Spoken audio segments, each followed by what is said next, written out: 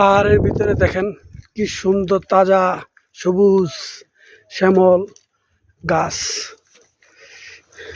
এটা অনেক পাহাড়ের উঁচুই, কিন্তু এখানে কোনো মাটি নাই। তারপরে দেখেন কি সুন্দর তাজা গাছ। এই দেখেন এটাতে কি সুন্দর ফুল ফুটেছে, হলুদ ফুল।